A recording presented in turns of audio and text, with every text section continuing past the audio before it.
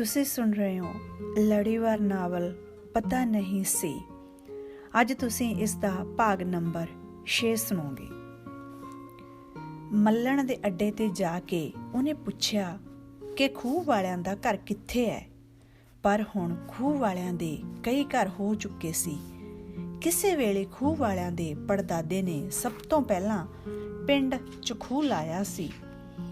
ਇਹ ਖੂਹ ਲਾਉਣ ਕਰਕੇ ਹੀ ਉਹਨਾਂ ਦੀ ਅੱਲ ਪਈ ਸੀ, ਪਰ ਜਦੋਂ ਉਹਨੇ ਆਪਣੇ ਪਿਓ ਜਰਨੈਲ ਸਿੰਘ ਦਾ ਨਾਂ ਲਿਆ ਤਾਂ ਉਹਨੂੰ ਸੱਥ 'ਚ ਬੈਠੇ ਬੰਦਿਆਂ ਨੇ ਦੱਸਿਆ ਕਿ ਉਹ ਸਿੱਧੀ ਬੀਹੀ ਪੈ ਜਾਵੇ, ਅੱਗੇ ਇੱਕ ਚੌਕ ਆਊ, ਉਹਦੇ ਖੱਬੇ ਹੱਥ ਪਟਵਾਰਖਾਨਾ ਹੈ, ਪਟਵਾਰਖਾਨੇ ਦੇ ਨਾਲ ਇੱਕ ਸਿੱਧੀ ਬੀਹੀ ਜਾਊ, ਉਹਦੇ ਸਾਹਮਣੇ ਮੱਥੇ ਉਹਨਾਂ ਦਾ ਘਰ ਹੈ।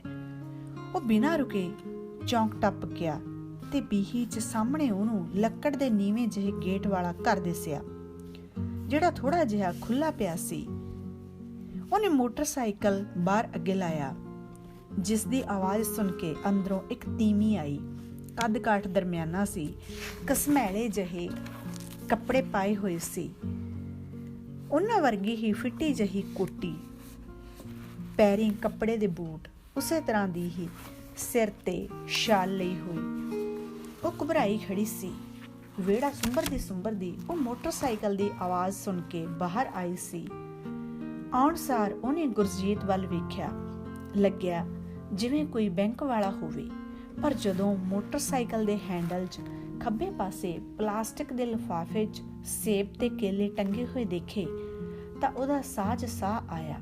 ਲੱਗਿਆ ਜਿਵੇਂ ਕਿਸੇ ਰਿਸ਼ਤੇਦਾਰੀ 'ਚੋਂ ਕੋਈ ਆਇਆ ਹੋਵੇ, ਪਰ ਉਹ ਮਨ ਤੇ ਭਾਰ ਪਾ ਕੇ ਵੀ ਪਹਿਚਾਣ ਨਾ ਸਕੀ। ਉਹਨੂੰ ਦੁਚਿੱਤੀ 'ਚ ਪਈ ਨੂੰ ਵੇਖ ਕੇ ਗੁਰਜੀਤ ਬੋਲਿਆ, ਮੈਂ ਭਾਈ ਦਲੇਰਗੜ੍ਹ ਤੋਂ ਆਇਆ ਹਾਂ। ਉਹਦੇ ਇੰਨਾ ਕਹਿਣ ਦੀ ਦੇਰ ਸੀ ਕਿ ਔਰਤ ਨੇ ਸ਼ਾਲ ਦੇ ਦੋਵੇਂ ਪੱਲੇ ਫੜੇ, ਉਹਦੇ ਪੈਰੀਂ ਹੱਥ ਲਾਏ। ਉਹਨੇ ਸਿਰ ਪਲੋਸਿਆ ਤੇ ਫਿਰ ਔਰਤ ਨੇ ਮੋਟਰਸਾਈਕਲ ਅੰਦਰ ਕਰਨ ਲਈ ਦੂਜਾ ਵਾਰ ਵੀ ਖੋਲ ਦਿੱਤਾ। ਉਹਨੇ ਮੋਟਰਸਾਈਕਲ ਵਿਹੜੇ 'ਚ ਖੜਾ ਦਿੱਤਾ ਤੇ ਹੈਂਡਲ 'ਚ ਪਾਇਆ ਹੋਇਆ ਲਿਫਾਫਾ ਹੱਥ 'ਚ ਫੜ ਲਿਆ।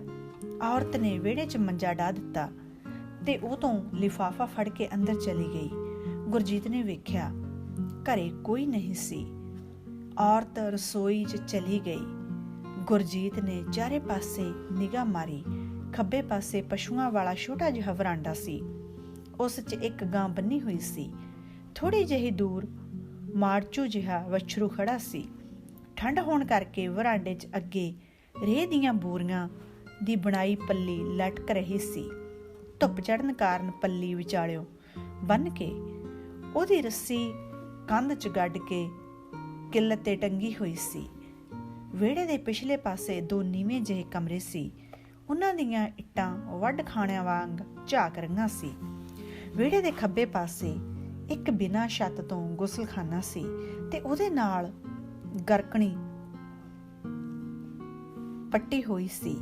ਪਸ਼ੂਆਂ ਵਾਲੇ ਵਰਾਂਡੇ 'ਚ ਹੀ ਅੰਦਰ ਥੋੜੀ ਜਿਹੀ ਥਾਂ 'ਚ ਤੂੜੀ ਪਾਈ ਹੋਈ ਸੀ।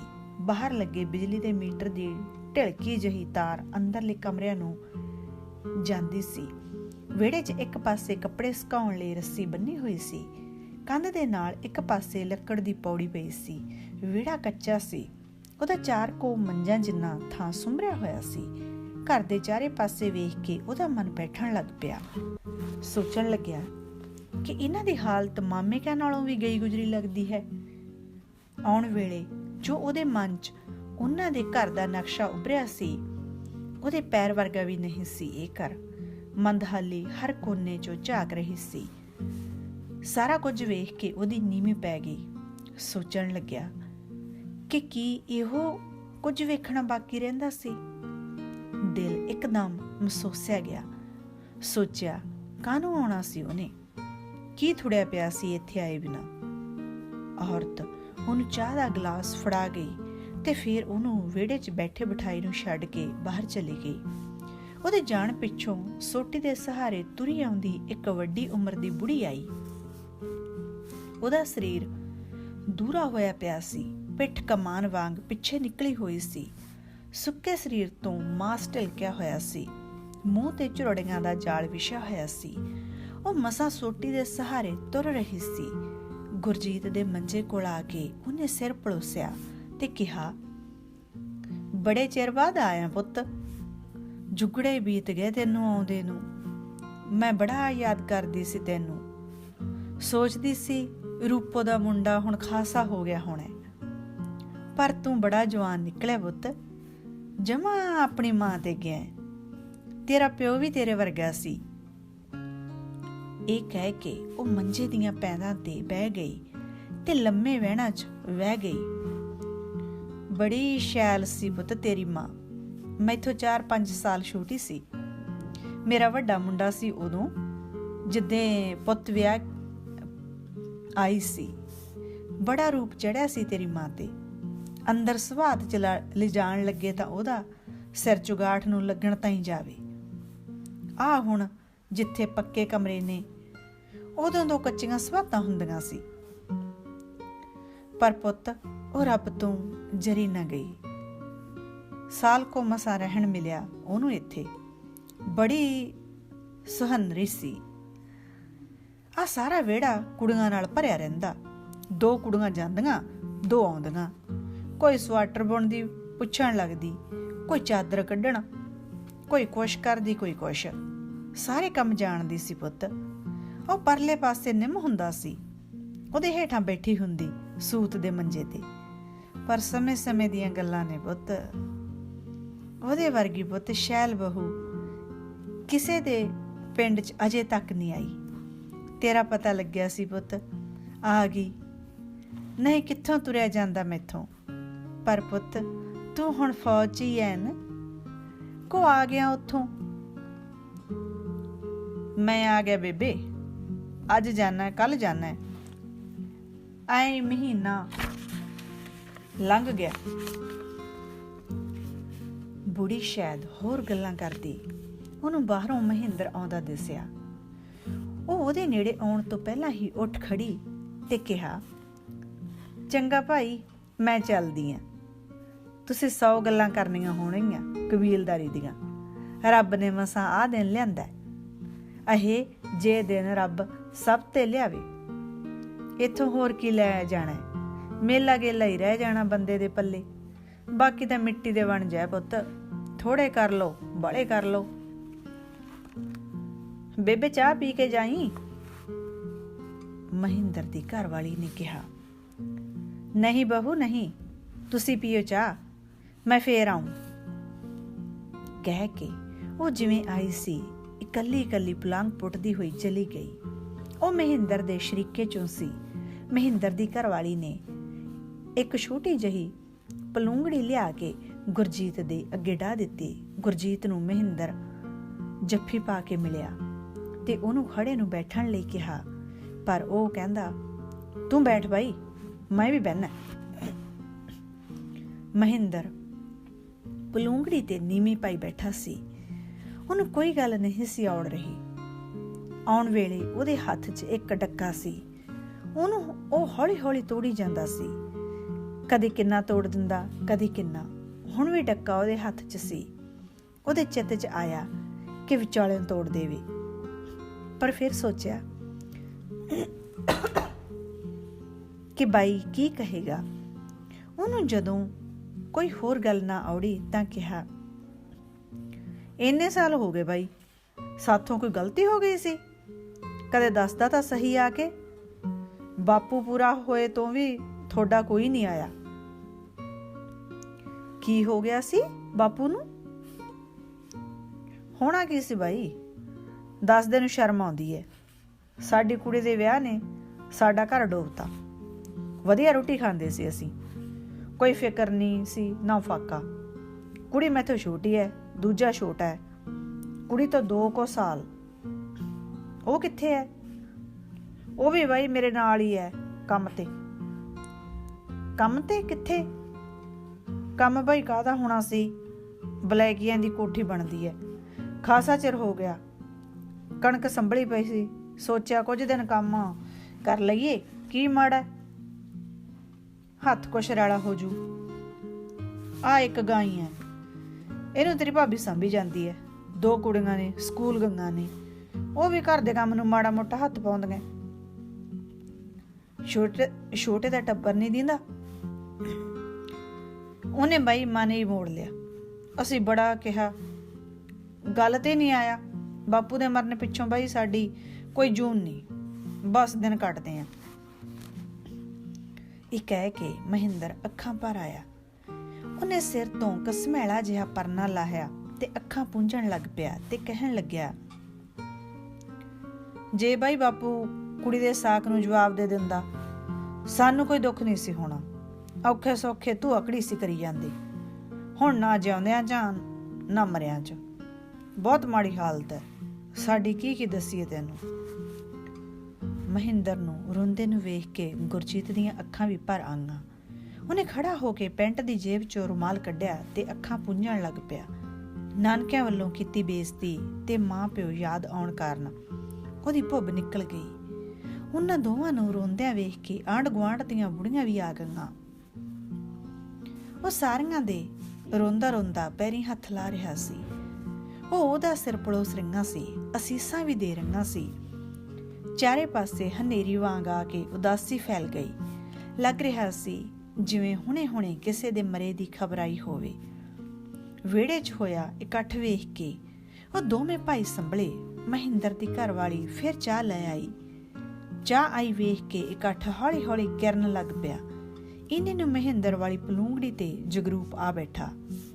ਉਹਨੂੰ ਵੀ ਮਹਿੰਦਰ ਦੀ ਘਰਵਾਲੀ ਨੇ ਚਾਹ ਦਾ ਗਲਾਸ ਲਿਆ ਫੜਾਇਆ।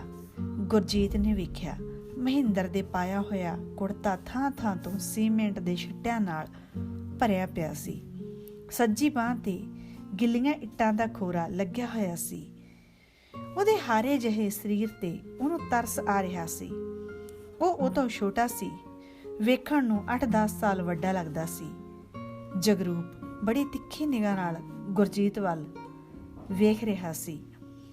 ਉਹ ਕਿਸਾਨ ਯੂਨੀਅਨ 'ਚ ਸੀ। ਲੋਕਾਂ ਦੇ ਦਿਲੋਂ ਕੰਮ ਕਰਨ ਆਉਣ ਕਰਕੇ ਪਿੰਡ 'ਚੋਂ ਅੱਗੇ ਆ ਗਿਆ ਸੀ। ਇਹੋ ਜਿਹੇ ਕੰਮਾਂ 'ਚ ਉਹ ਅਕਸਰ ਆਉਂਦਾ ਜਾਂਦਾ ਸੀ। ਉਹ ਨਾ ਕੁਝ ਪੁੱਛ ਰਿਹਾ ਸੀ, ਨਾ ਕੁਝ ਦੱਸ ਰਿਹਾ ਸੀ।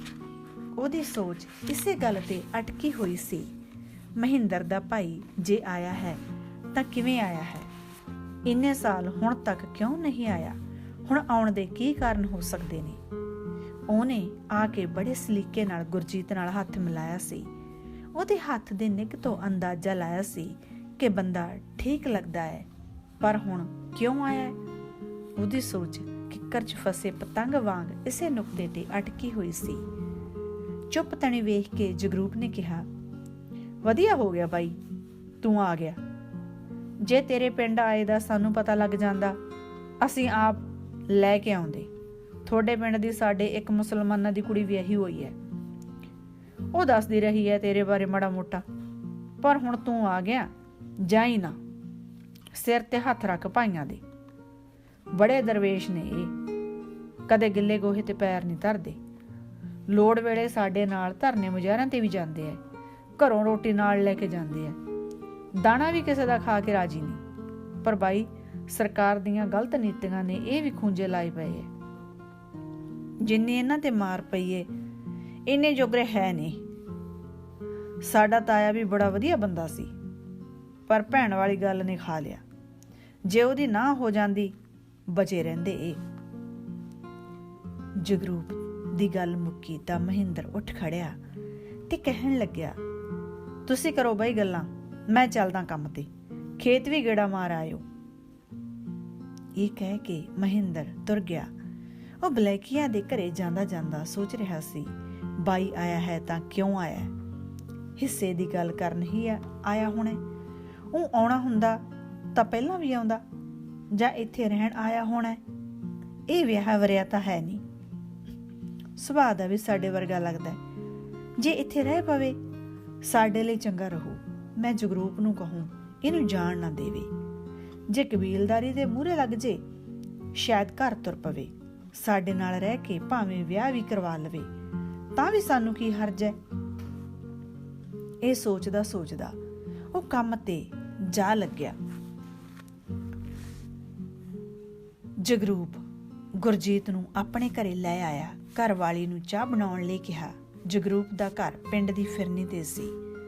ਜਗਰੂਪ ਵਿਹੜੇ 'ਚ ਪਲਾਸਟਿਕ ਦੀਆਂ ਕੁਰਸੀਆਂ ਚੁੱਕ ਲਿਆਇਆ ਤੇ ਕਹਿੰਦਾ, ਬਾਈ ਤੈਨੂੰ ਕੀ ਦੱਸਾਂ, ਦੋਵੇਂ ਭਾਈ ਜਮਾਂ ਦੱਬੇ ਪਏ ਐ, ਜਮਾਂ ਜਾਨ ਨਹੀਂ ਇਹਨਾਂ 'ਚ।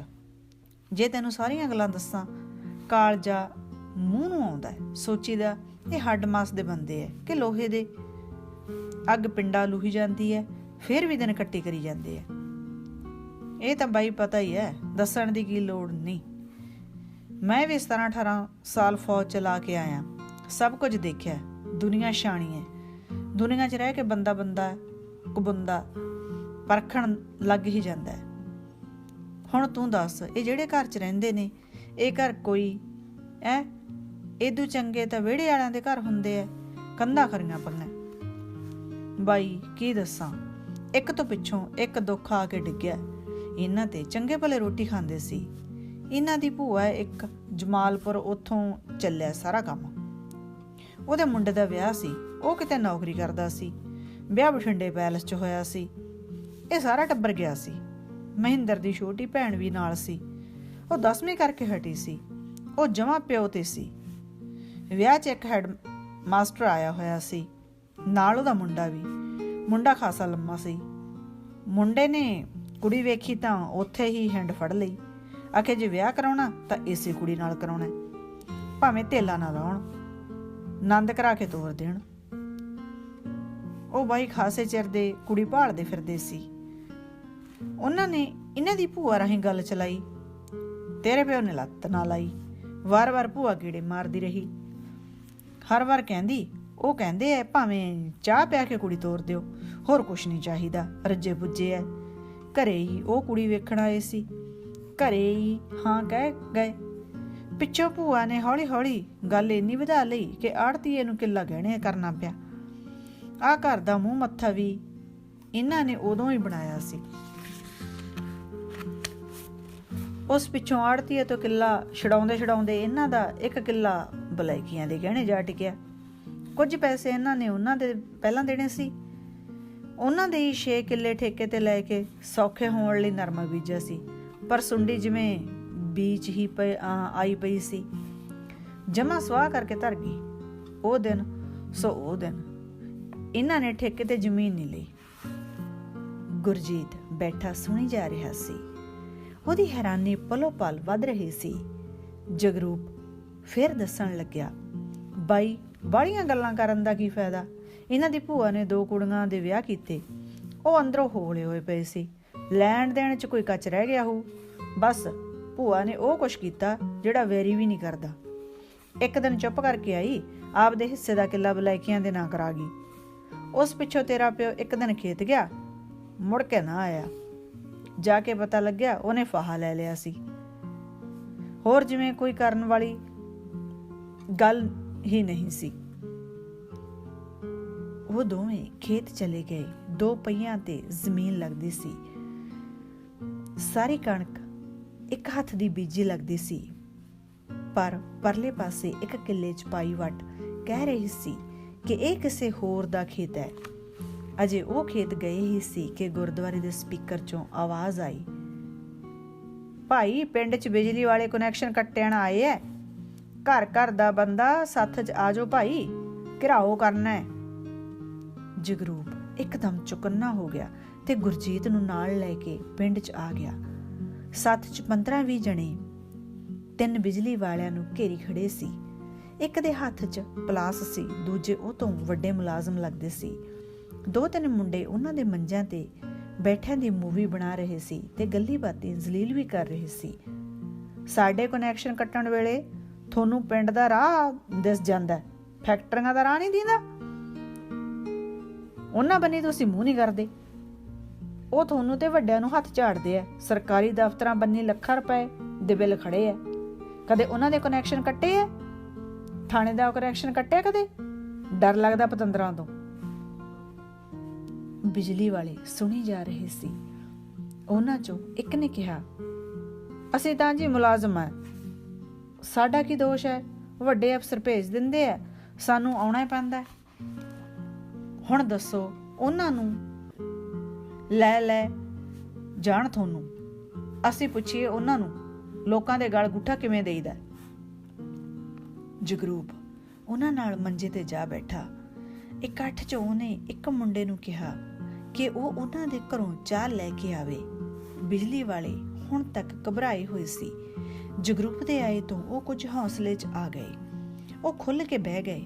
ਉਹਨਾਂ ਨੂੰ ਪਤਾ ਸੀ ਕਿ ਉਹ ਯੂਨੀਅਨ ਦਾ ਜ਼ਿੰਮੇਵਾਰ ਬੰਦਾ ਹੈ। ਉਹਨਾਂ ਦਾ ਡਰ ਘਟ ਗਿਆ ਸੀ। ਆਪਣੇ ਦਫ਼ਤਰ 'ਚ ਲੱਗੇ ਧਰਨੇ ਮੁਜ਼ਾਹਰਿਆਂ 'ਚ ਵੇਖਣ ਕਰਕੇ ਉਹ ਉਹਨੂੰ ਜਾਣਦੇ ਸੀ। ਗੁਰਜੀਤ ਨੇ ਮੂਵੀ ਬਣਾਉਣ ਵਾਲੇ ਮੁੰਡਿਆਂ ਨੂੰ ਬੋਲਣੋਂ ਵਰਜਿਆ। ਤੁਸੀਂ ਇਹਨਾਂ ਨੂੰ ਕੁਝ ਨਾ ਕਹੋ, ਇਹ ਤਾਂ ਆਪਣੇ ਵਰਗੇ ਹੈ। ਮੈਂ ਇਹਨਾਂ ਦੇ SDO ਨਾਲ ਗੱਲ ਕਰਦਾ, ਕਹਿ ਕੇ ਉਹਨੇ ਗੀਜੇ 'ਚੋਂ ਮੋਬਾਈਲ ਕੱਢਿਆ ਤੇ ਨੰਬਰ ਮਿਲਾਉਣ ਲੱਗਿਆ। ਪਰ ਉਦੋਂ ਹੀ ਸੱਥ 'ਚ 2 ਗੱਡੀਆਂ ਆ ਰੁਕੀਆਂ। ਇੱਕ 'ਚ ਪੁਲਿਸ ਵਾਲੇ ਸੀ, ਇੱਕ 'ਚ ਐਕਸੀਅਨ ਤੇ SDO ਸੀ। ਘਿਰੇ ਮੁਲਾਜ਼ਮਾਂ ਨੇ ਦਫ਼ਤਰ ਫੋਨ ਕਰ ਦਿੱਤਾ ਸੀ। ਮੂਵੀ ਬਣਾਉਣ ਵਾਲੇ ਮੁੰਡਿਆਂ ਨੇ ਫਿਰ ਕੰਨ ਚੁੱਕ ਲਏ। 3-4 ਮੁੰਡਿਆਂ ਨੇ ਕਿਹਾ ਬਿਜਲੀ ਬੋਰਡ, ਲੋਕਾਂ ਨੇ ਕਿਹਾ ਮੁਰਦਾਬਾਦ। 2-3 ਨਾਰੇ ਮੁੰਡਿਆਂ ਨੇ ਹੋਰ ਲਾਏ। ਲੋਕਾਂ ਨੇ ਉਤਸ਼ਾਹ ਨਾਲ ਜਵਾਬ ਦਿੱਤਾ। ਪੁਲਿਸ ਮੂਕ ਦਰਸ਼ਕ ਬਣੀ ਖੜੀ ਸੀ। ਉਹ ਲੋਕਾਂ ਨੂੰ ਗੁੱਸਾ ਕੱਢਣ ਦਾ ਮੌਕਾ ਦੇ ਰਹੇ ਸੀ।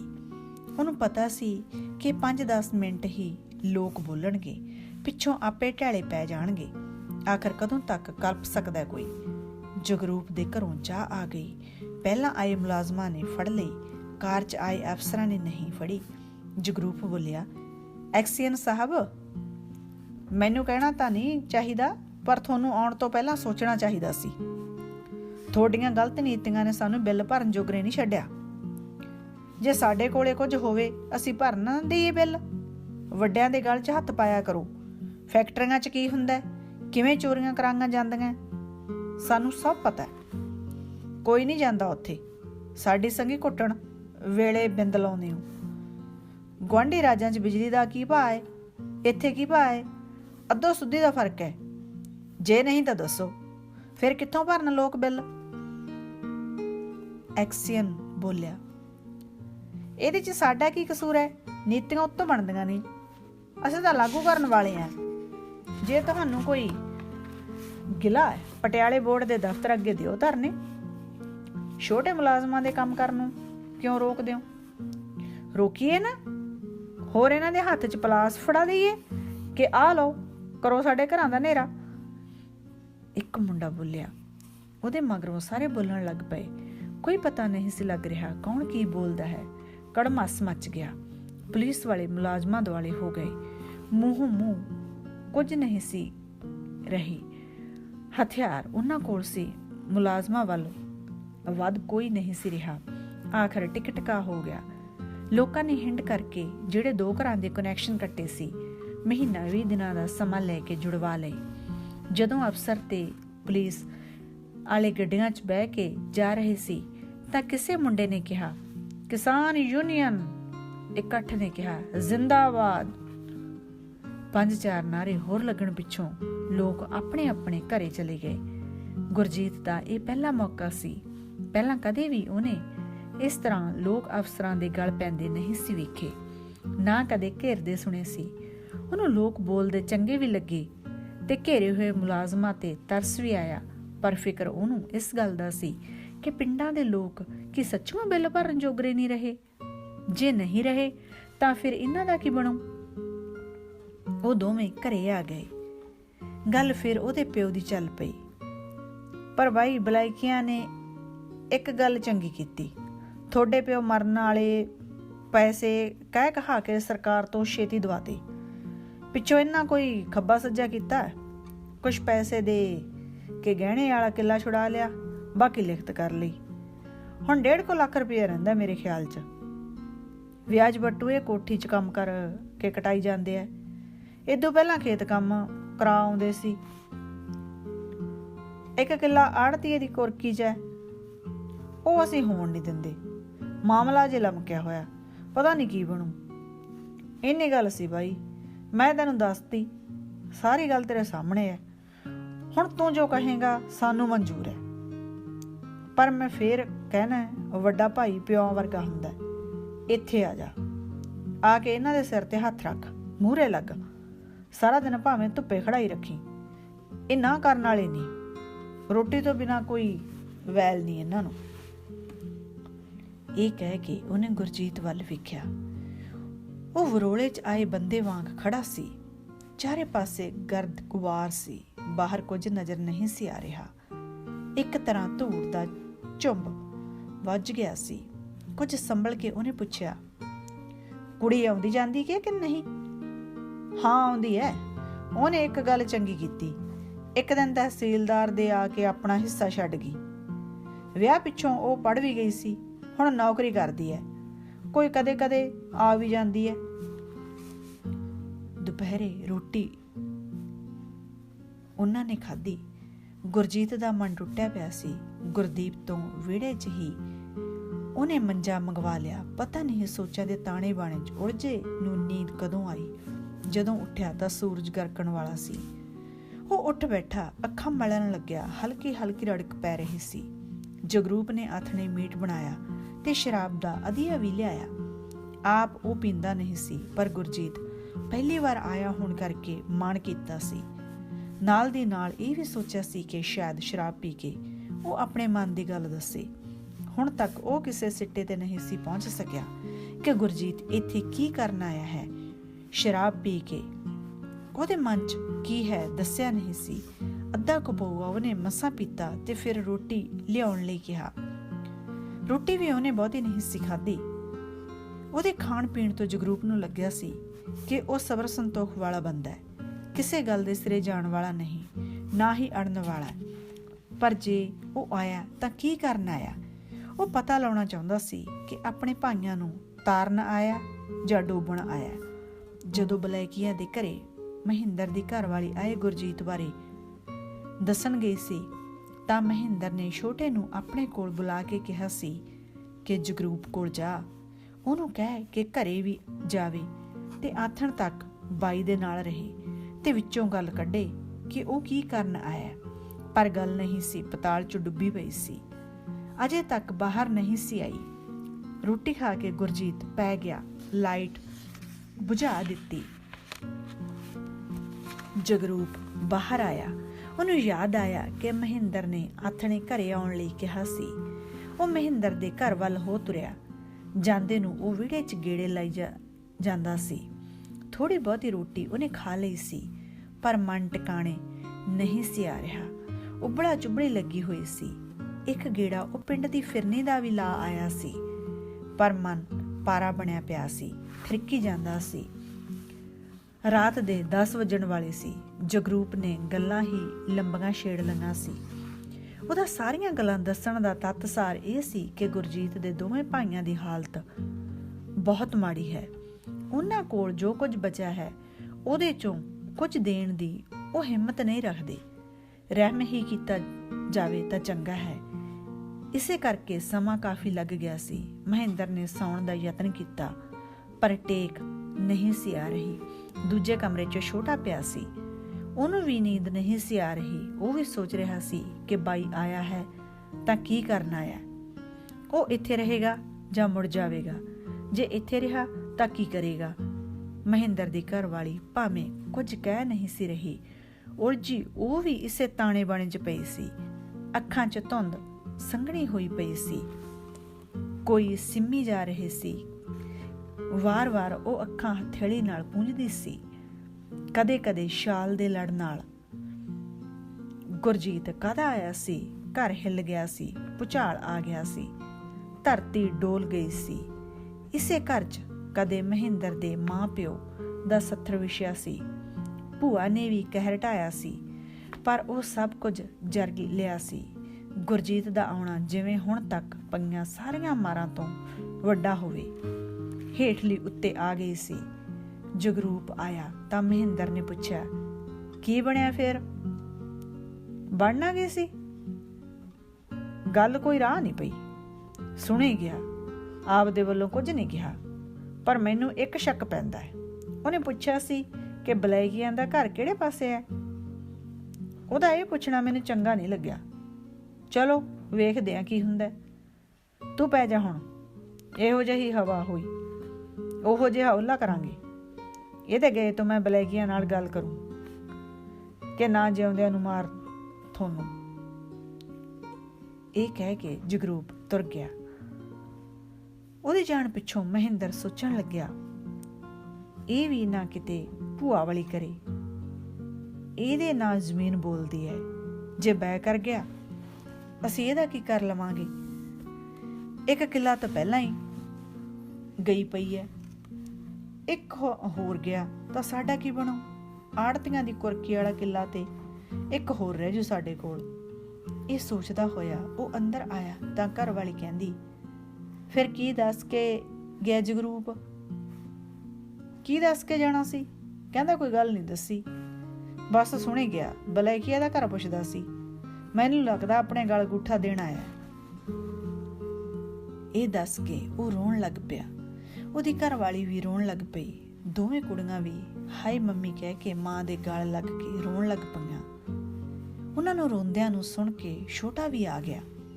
ਉਹਨੂੰ ਵੇਖ ਕੇ ਮਹਿੰਦਰ ਔਲਿਆ ਤੇ ਜੱਫੀ ਪਾ ਲਈ। ਉੱਚੀ ਦੇਣੇ ਕਿਹਾ, ਹੁਣ ਨਹੀਂ ਬਚਦੇ ਬਾਈ ਆਪਾਂ। ਜਿਹੜੀ ਪੈਲੀ ਸਾਫ਼ ਸੀ ਉਹ ਚੋਂ ਵੀ ਅੱਧ ਜਾਊ। ਐਂ ਕਿਵੇਂ ਜਾਊ? ਆਪਾਂ ਮਰੇ ਤਾਂ ਨਹੀਂ? ਹੁਣ ਤੱਕ ਇਹ ਕਿੱਥੇ ਸੀ? ਹਿੱਸਾ ਲੈਣਾ ਸੀ ਤਾਂ ਆਉਣੀ ਜਾਣੀ ਤਾਂ ਰੱਖਦਾ, ਦੁਖਦੇ ਸੁਖਦੇ ਵੀ ਆਉਣਾ ਸੀ, ਹੱਥ ਵੀ ਝਾੜਨਾ ਸੀ ਥੋੜਾ ਬਹੁਤਾ। ਜਿਹੜੀ ਅੱਗ 'ਚ ਆਪਾਂ ਮੱਚੀ ਜਾਂਦੇ ਆ, ਨਾਲ ਮੱਚਦਾ ਆ ਕੇ। ਉਹ ਪਤਾ ਨਹੀਂ ਕੀ ਕੀ ਕਹਿ ਕੇ ਮਹਿੰਦਰ ਦਾ ਦਿਲ ਧਰਾ ਰਿਹਾ ਸੀ, ਦਲੀਲਾਂ ਦੇ ਕੇ ਉਹਨੂੰ ਪੈਣ ਲਈ ਕਹਿ ਰਿਹਾ ਸੀ, ਪਰ ਰੋਈ ਆਪ ਵੀ ਜਾ ਰਿਹਾ ਸੀ।